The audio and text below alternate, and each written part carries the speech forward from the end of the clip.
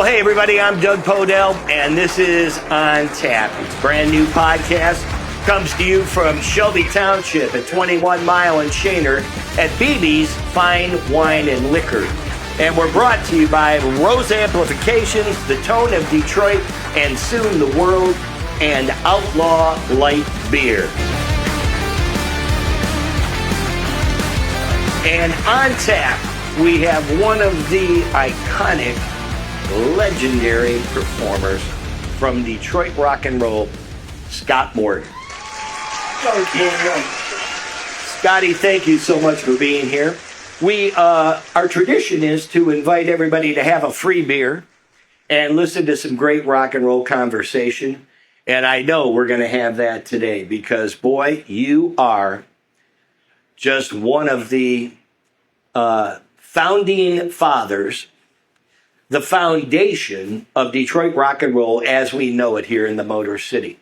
When we talk about the MC5 and Iggy and the Stooges and Ted Nugent and the Amboy Dukes, Bob Seger's system, you have to include Scott Morgan and the Rationals. Just one of the biggest bands out of Ann Arbor. At one time, known as the Ann Arbor Beatles, because you guys were so closely related. And let me just say that Scott Morgan was my first recollection of rock and roll. Here on the east side, 8th grade, St. Matthews, it was teen club night. I was a wallflower, and when the Rationals walked out on stage, I ran to the front, and I have been a rock and roll fan, not only of this man and the band, but of the entire rock and roll scene. It catapulted me to where, after 50 years, I'm still doing rock and roll. So thank you so much for that. Thank you so much. So Scott, let's go back to the early days. You grew up in Ann Arbor, correct? Yeah. All right. I was born there. So let's go to high school. Where were you in high school? I went to Pioneer with Bob Seger and the Stooges. So these guys were all in your school, right? They were in your hallways? John Jackson. It was a lot of players in Ann Arbor, just like it was in Detroit. And there was lots of musicians. Yeah. And so what was the music? What was on your phonograph at the time? What were you listening to as you were in high school and you started thinking about somehow putting a band together? Well, we heard a lot of what was on the radio at the time. A lot of soul music, Detroit, and just what happened to be on the radio, like the Coasters, Elvis Presley, Everly Brothers, So 62, 63, the early stuff, right? Yeah, and then the next thing was the Beatles hit. The Beatles hit. It really changed. Was that your inspiration, really, the Beatles, to pick up a guitar or start putting a band together? No, I got my first guitar, and I played at the Grange Hall. We did Silent Night with my mom playing marimba xylophone, and I was playing the guitar, and the audience sang Silent Night. And so then we played the Saline Farm Council grounds, and they had live shows there, and I did Money, the Barrett Strong. Oh, yeah, okay. Sure. And that was the first thing, but the Beatles had also done it. Yeah. Sing songs, so we did their version, basically, but it's a Barrett Strong song. It's a Motown song. Yep. It always interests me to know the guys that were playing guitar, playing drums, playing bass guitar before, we had seen the Beatles. Because it gave you guys such an advantage to go out and say, oh, hey, let's just flip on the amps and do this, right? Yeah, and then we realized that the vocals were a really important part of the Beatles, third part harmony with George and Paul and John. And so, we started doing that with the Rationals. We got Steve Carell and Terry Trey Band to sing with me. So we had really good harmonies. So when the Rationals were recording, and I'm assuming this is like 1965. Yeah.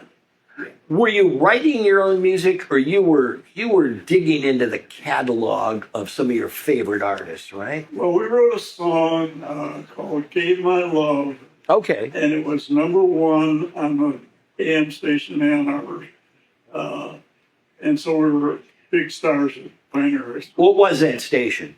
Uh, WPAC? No. Jesus. I'm trying to think of the call. Well, I'm sure it's not there anymore anyway. Yeah, there's a guy named Ted Heisel. Okay. He was the DJ. And so we were on there, and we decided that, being big stars at Pioneer High School was pretty cool. So we went in the studio, and we got a manager. We got G. Pound to manage us. And we went in and recorded Respect. But we recorded it as the B-side of Leaving Here by Eddie Holland.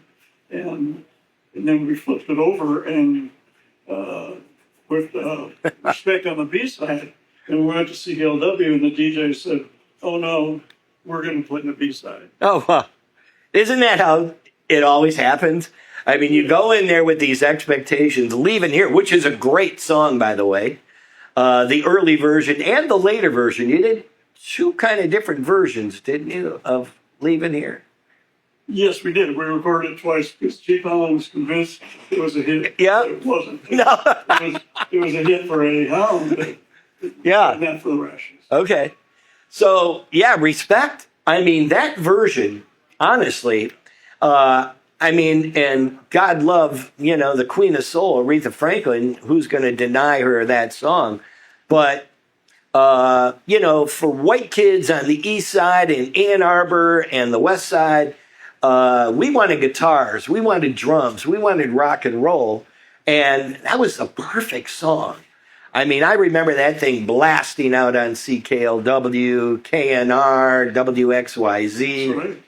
And Robin Seymour was one of your biggest proponents, biggest fans. Well, we had the combination of Swingin' Time, which was a great TV show with Robin, and then we also had CKLW Radio, the Big Eight, and there's a buoy in a book called Radio Revolution: The Rise and Fall of the Big Eight, and so that was an AM station that went for like thousands of miles. Yeah, right. States. Yeah, AM radio was traveled a long distance, and then at night it could go farther because the other stations were shut down. Then you had these skip waves where Yes. waves bounce off the atmosphere. So Go all the way to Iceland. Exactly. By the way, the noise you're hearing in the background are all the people that are coming in to see the show. So congratulations, Scotty. You're dragging them in here left and right. No question. We're going to take a quick 15-second break for one of our great sponsors. Be right back. Michigan deserves a new light beer. Outlaw Light from one of Colorado's oldest breweries. Welcome to the Motor City.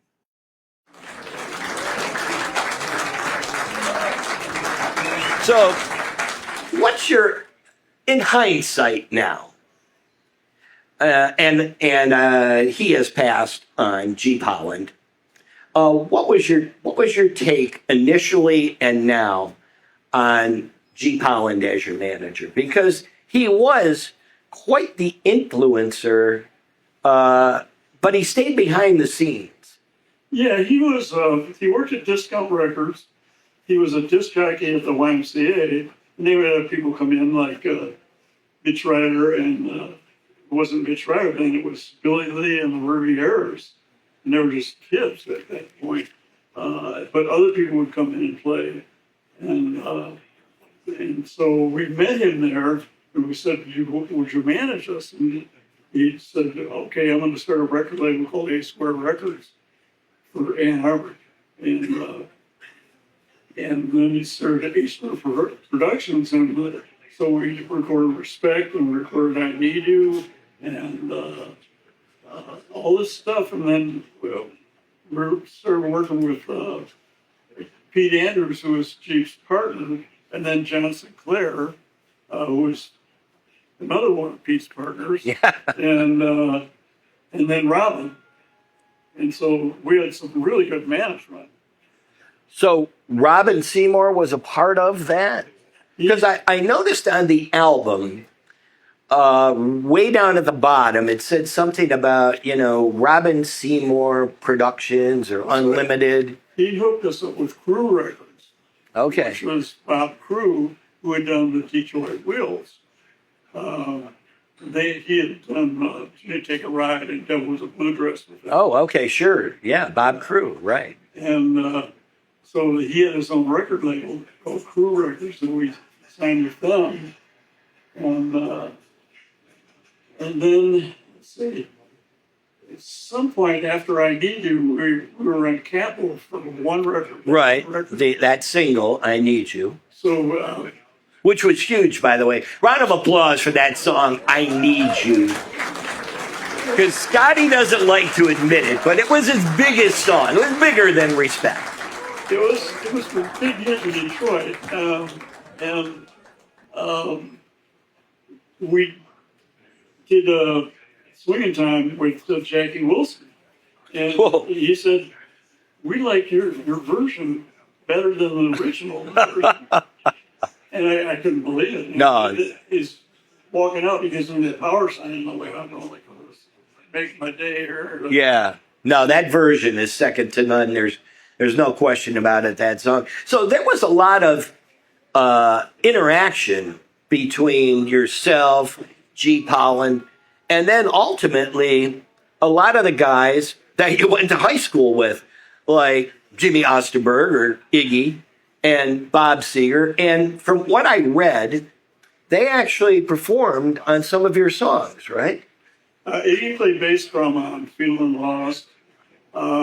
Feeling Lost. What a Bob song. Seger sang background harmony on Hold On Baby. Okay. We worked with Deion Jackson.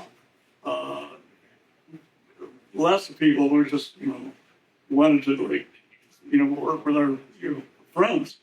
So the first record that Jeep the first label that Jeep signed us to was Cameo Parkway, which was Alan Klein's label.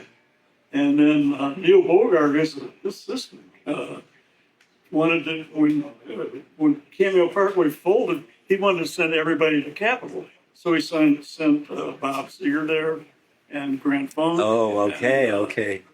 And you guys for a while. Yeah. Nationals for one record.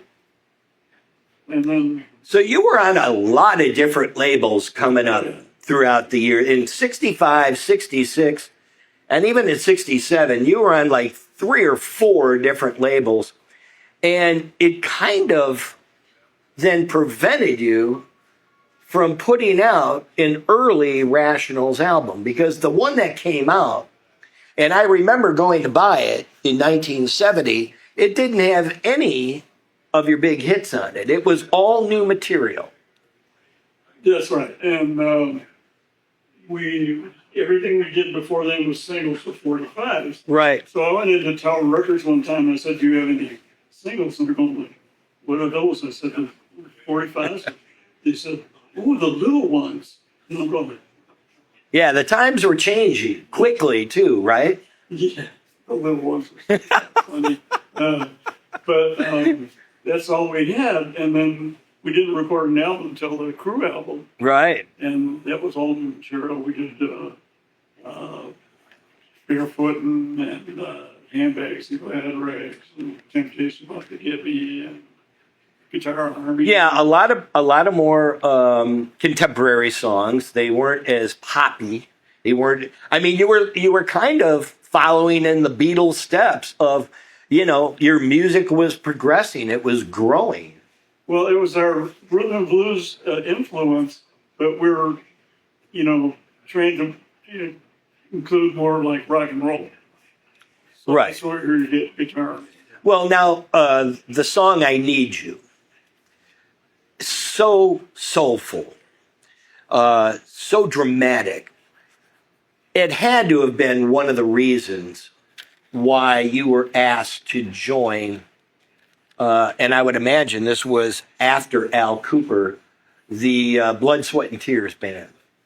Yeah, we knew Al from the Blues Project, and we met him in Cleveland and hung out with him, and he was a really friendly guy, and went to see them play live. And so when he started Blood, Sweat, and Tears, he played the Grandy Ballroom. And after that show, they fired him, and I couldn't believe it. That they asked me to take his place. I'm going like, if you're going to fire Al Cooper, what's going to happen to me? I said, I don't think I'm going to have much influence in the direction of the band, Right. So they got David Clayton Thomas, who just passed away recently, but Yeah. he ended up being the singer. And Al went on to produce Leonard Skinner. Well, he went on to do so many great things. He was like a Rolling Stone. Yeah, his solo career was fantastic. So I don't think he had to worry about looking back. But when you look back, are you sorry you didn't pick up on Blood, Sweat, and Tears? No. Okay. All right. Not at all. I mean, they had some, big hits. It's a great band. Yeah, it was a great band. Hey, it's Doug Podell with On Tap, and stay tuned for part 2 of our On Tap conversation with Scott Morgan of the Rationals. On Tap would like to thank Outlaw Light Beer. Michigan deserves a new light beer from one of Colorado's oldest breweries. Welcome to the Motor City. And Rosa Amplification, the tone of Detroit, and soon the world. And BB's Fine Wine and Liquor at 21 Mile and Shader in Shelby Township.